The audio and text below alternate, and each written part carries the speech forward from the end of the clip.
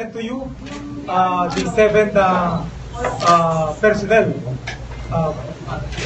former personnel of the Station Drug Enforcement Unit of Las Piñas City Police Station. Sila yung akusado natin noon dun sa mga operation and traffic operation, pero hindi siya nahuli during the time. Ito yung nagkaroon ng extortion sa isang nahuli rin nila na hindi naman talaga intensyon na file ng kaso. And during the entrapment operation conducted by joint elements of Cavite Police Station and Las Piñas Police Station, nawala itong mga ito, hindi naman natin na-arresto doon, pero we're able to arrest a minor whom we found out na yun ang ginagamit na kumukuha ng pera doon sa mga related transaction earlier.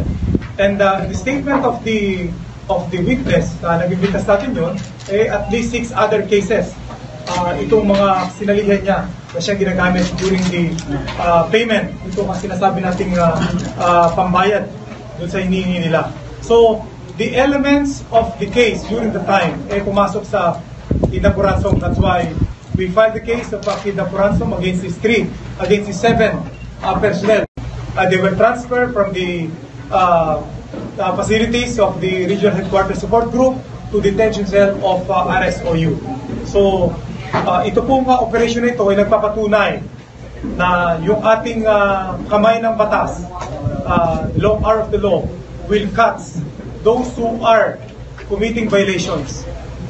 Recently, nalaman naman natin ito ang laging focus natin ngayon, itong internal cleansing na kagaya nito, nung nahuli natin sila or present natin sila sa media during that time. Ano ang panawagan ko sa publiko? Ano ang panawagan ko sa ating mga pulis?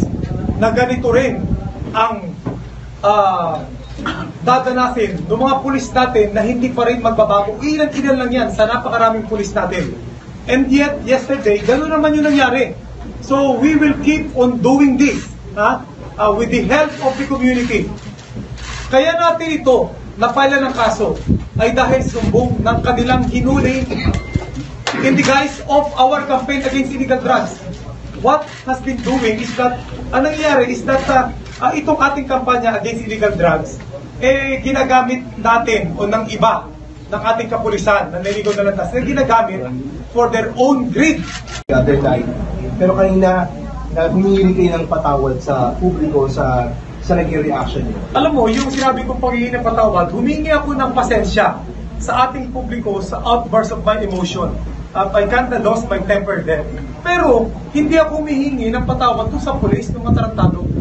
Hindi tayo dapat humingi ng mga patawad dyan. Well, sinasabi na sinaktan yun. In my standard, hindi ko sinaktan yan.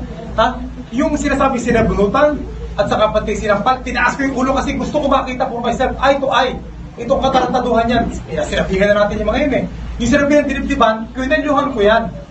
Pero hindi ko yan na dinibdiban. Dinuruduro, yes. At kung pinahiya, ay yun. Kung crime yung pinahiya, kita yung pinahiya natin. Dati na natin sinasabi yan. Itong pinapresent. Bakit? Pag may nahuli pa tayong kriminal, di ba napapahiya din sila? Excepted ba mga pulis para ipahiya? Tayo nagpapatupad ng batas, remember that. At kung tayo mismo mag-violate, shame on us, shame on you. Di ba? Na tayo mag-violate ng mga yan. Lalo na itong campaign against illegal drugs of all the programs na pinurso ng ating